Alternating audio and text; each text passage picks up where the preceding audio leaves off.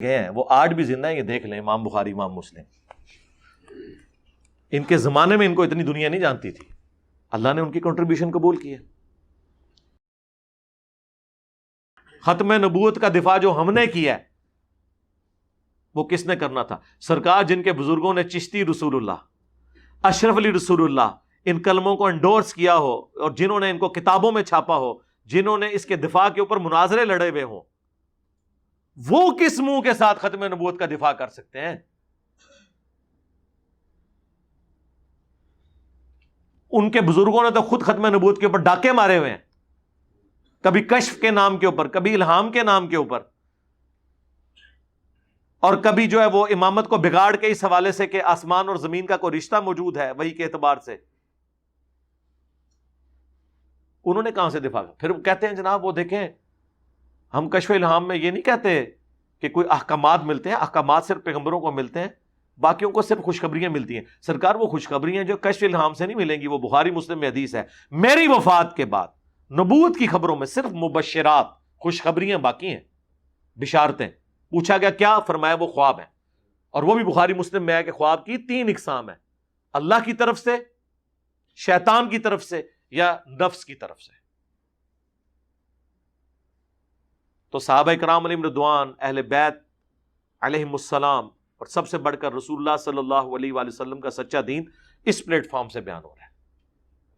تو کہہ تو دیتے ہیں جناب نے بزرگوں نے کبھی الہام میں یہ دعوے تو نہیں کیے ہیں. سرکار آپ تذکرۃ الاولیاء کتاب پڑھیں, تمام بزرگوں کے جو واقعات لکھے ہوئے ہیں وہ ڈائریکٹ اللہ سے باتیں کر رہے ہیں, صرف شریعت کے احکام نہیں لے رہے, دعوے کر رہے ہیں. ابھی تک یہ چھپتے تھے یہ کہہ کے کہ نہیں جی وہ بزرگان دین جو ہے نا وہ شرعی کوئی احکام تو نہیں لے رہے ہوتے جی, وہ اگر شرعی احکام لیں تو ہم کہیں گے ختم نبوت پہ ڈاکہ, ہم تو کشف الہام کو یہ مانتے ہیں بس کوئی بشارت ہوگی. یہ قادیانیت اور رفض کا جو مکسچر ہے یہ شخص, یہ جہنم کا جہنمی, اور سن رہا ہوگا. تو اب میں فرق بتاتا ہوں تجھ کو کہ الہام اور چیز ہے اور دعوی نبوت اور چیز ہے. ان دونوں میں بڑا فرق ہے کہ الہام جو ہے وہ احکام کی معرفت کا سبب نہیں ہے. الہام کس کا؟ ولی کا. جو نبی کا الہام ہے وہ تو یقیناً معرفت احکام کا سبب ہے. نبی کا الہام وحی ہے اور غیر نبی کا الہام وحی نہیں ہے. یہ ہمارا مسلک ہے. اس بھیڑیے نے وہ چیز کھینچ کے اللہ کے مقدس ولیوں پر لگانے کی کوشش کی, اس رافضی لونڈے نے وہ چیز ان ولیوں کی طرف جو ہے وہ معاذ اللہ منسوب کرنے کی کوشش کی. یہ بشارت ہے, عقیدے بتا رہے ہیں. قصیدہ غوثیہ میں کیا کیا اشعار لکھے ہیں کہ قیامت تک جتنے دن طلوع ہوں گے وہ مجھے بتائیں گے کہ کیا ہوگا.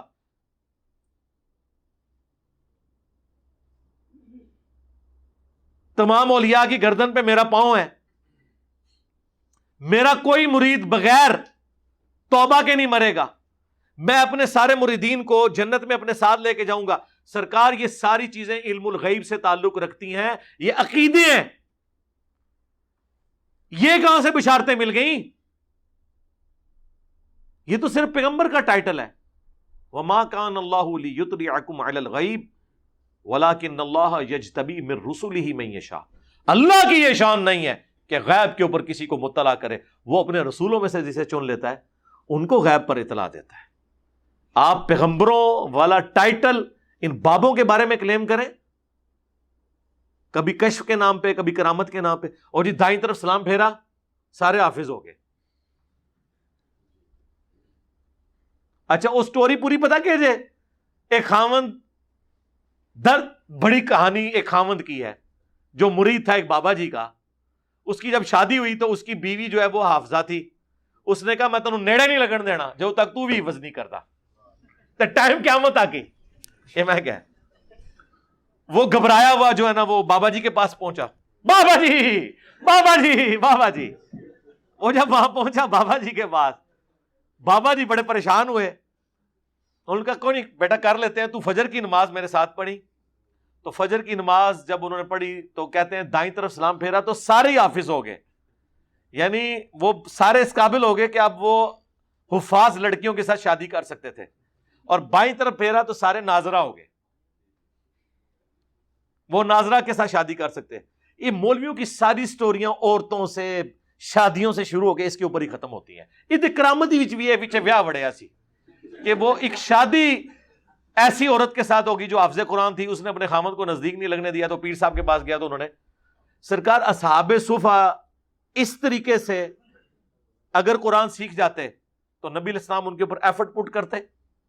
مسند احمد میں حدیث ہے کہ جو قیدیوں کے چھوٹنے کا فدیہ رکھا گیا تھا نا, جو نہیں پیسے دے سکتے تھے وہ مسلمانوں کو تعلیم دیں, تو نبی علیہ السلام سلام پھیر کے حافظ بنا دیتے نا.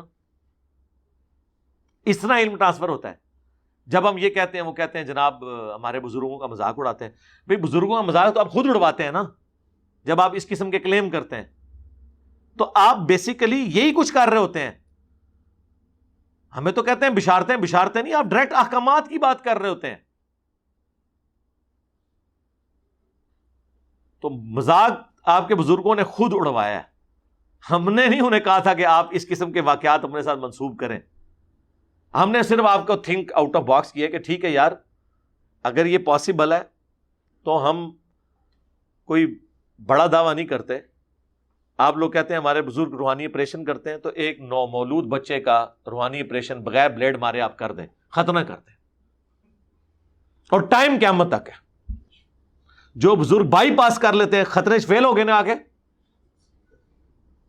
اور آپ اپنے بزرگوں کے پیچھے نماز پڑھیں, دائیں طرف سلام پھیریں تو ساروں کے غیر ضروری بال صاف, بائیں طرف سلام پھیریں تو ساروں کے ناخن کٹ جائیں, بلکہ ایسے کٹیں ناخن اور ایسے غیر ضروری بال صاف ہوں کہ دوبارہ ضرورت ہی نہ پڑے, کرامت پھر مانیں گے. چلو دوبارہ ضرورت بھی پائے گی, صرف اس ٹائم صاف ہو جانا بھی مان لیں گے. اب یہ جو چیزیں ہم اس لیے کہتے ہیں کہ آپ کو یہ پتا چلے کہ یار اس طرح دنیا کے نظام نہیں چلا کرتے. دنیا بقدر ایفرٹ ہے, دنیا کا نظام اس طرح نہیں چلتا کہ تو مینارے سے چلی اور میں چبارے سے چلا. تو مینارے سے چلی اور میں بخارے سے چلا, اور نہرلے پلتے آگے مل گئے. کہتے ہیں کہ وہ وہاں سے چلے اور مریدنی کو پکڑ کر اتار دیا نیچے. حضرت شاہ نقشبند بخاری علیہ رحمہ نقشبندیوں کے امام ہیں. آپ کابل میں تشریف لائے تو بادشاہ کے گھر میں کام کرنے والی ایک خاتون آپ سے روحانی نسبت قائم کر لیتی ہے. جو اس کی ہم منصب تھیں انہوں نے اس سے حسد کیا اور بادشاہ کے گھر کا زیور چوری کر کے اس پر الزام دھر دیا اور گواہیاں بھی دے دی. بادشاہ کو بڑا غصہ آیا, اس نے کوئی بات سنے بغیر کہا کہ اس کو لے جاؤ اور محل کی چھت سے اوپر گرا دو. خیر اس کو چھت پہ لے گئے. جب پھینکنے لگے تو اس کے دل میں خیال آیا, وہ کسی نے بتایا تھا کہ اوکھے ویلے بزرگ کام آتے ہیں, تو اس سے بڑھ کر اوکھا ویلا ہو کیا سکتا ہے. تو اس نے بخارے کی طرف منہ کر کے کہا, شیئن للہ چو گدائے مستمند المدد خواہم ز شاہ نقش بند. اور اتنے میں جلاد نے پیچھے سے دھکا دے دیا. جب وہ نیچے گئی تو حضرت شاہ نقشبند بخاری نے پکڑ کے آرام سے زمین پہ رکھ دیا. تو حیرت زدہ ہوگی, حضرت آپ کب آئے تھے؟ کہا تو از چبارہ آمدی من از بخارا آمدم. تو چبارے سے چل پڑی تھی, میں بخارے سے چل پڑا. ہاں پکڑ کے اتارے ہے, یاد رکھنا جے. ہاں نبی علیہ السلام نے کبھی, بخاری میں الفاظ ہیں, اما عائشہ کہتی ہیں نبی علیہ السلام نے کبھی کسی عورت کو نہیں چھوا بیعت کرنے کے لیے بھی. ہاں اور تواڈے پیر, اور پھر نام اس طرح لیتے ہیں خواجہ باول حق نقشبند, اور تسی 50 بھی نال اور رکاب لا دو, سانو ایک رتی برابر فرق نہیں پیندا. یہ جواب ساڈے سٹوڈنٹ صرف انجینئر بول دین نا, میرا نام پورا بھی نہ بولن, تو سارے بابے غائب ہو جاندے جو تو. ہاں انجینئر محمد علی مرزا تے بولنے ضرورت نہیں ہے, صرف انجینئر بول دین. کدھر کوئی کرامت سنا رہے ہیں نا آپ کہیں جی وہ انجینئر, اینڈ سارے ویکھن گے جے, سارے بابے غائر. ہاں توزی اڈے اڈے ابو الحسن خرقانی, وہ جی معبود غزنوی نے ان کو کرتا دیا تھا سومنات پہ, انہوں نے اتنے حملے کیے کامیاب نہیں ہوئے. پھر انہیں یاد آیا کہ میرے پیر نے مجھے دیا ہوا تھا کرتا, تو انہوں نے رات کو کرتا اللہ کی بارگاہ میں پیش کیا تو کامیابی ہو گئی. بابا جی خواب میں آ گئے اور وہ ناراض ہیں کہ تو نے میرے کرتے کی اتنی کم قیمت لگائی ہے, اگر تو یہ دعا کرتا کہ اس سرزمین میں کوئی کافر باقی نہ رہے. حضرت ابو الحسن خرقانی ایک بزرگ گزرے, یہ حضرت باعزید بستامی کے سجادہ نشین تھے، اتنے بڑے آدمی تھے، اپنا جبہ دیا محمود غزنوی کو، جب مشکل آئی تو دعا مانگنا آگے رکھ کے اللہ فتح دے دے گا۔ تو محمود کہتے ہیں جب سومناتھ کے مندر نہیں فتح ہو رہے تھے تو میں نے بابے کا جبہ سامنے رکھ کے دعا کی تو اللہ نے مجھے فتح دے دی۔ کہتے ہیں بابا جی رات خواب میں ملے تو کہنے لگے تو نے کیا قیمت ڈالی میرے جبے کی؟ کہا حضور کیا مطلب؟ فرمانے لگے تو میرا جبہ سامنے رکھ کے دعا کرتا کہ یا اللہ ہندوستان کے سارے کافر مسلمان ہو جائیں تو اللہ نے توفیق ایمان دے دینی تھی، یہ تو نے کیا دعا مانگی ہے؟ تو سارے مسلمان ہو جاتے، آج بھی نہیں ہوئے۔ آج بھی یہ اس سب کانٹیننٹ کی سرزمین میں میجورٹی کافر ہیں، انڈیا پاکستان بنگلہ دیش ملائیں تو آدھے سے زیادہ کافر ہیں۔ اور سب سے بڑھ کر کیا نبی علیہ السلام کے کرتے کی برکت سے سارے مکے کے لوگوں نے، پوری عرب کی سرزمین نے کلمہ پڑھ لیا تھا؟ تو اگر نبی علیہ السلام کے کرتے کا یہ حال ہے تو ابو الحسن خرقانی دا کرتا تے شاہی کوئی نہیں۔ ہاں صحابہ لے جاتے نا قادسیہ اور یرموک میں رسول اللہ کا کرتا، مسلم شریف میں موجود ہے، اسما بنت ابی بکر نے نکالا اور کہا کہ ہم اس کا دھون مریضوں کو شفا کے لیے پلاتے ہیں۔ رسول اللہ کے تو کرتے کے دھون میں بھی شفا ہے، نبی علیہ السلام کا کرتا کیوں نہیں؟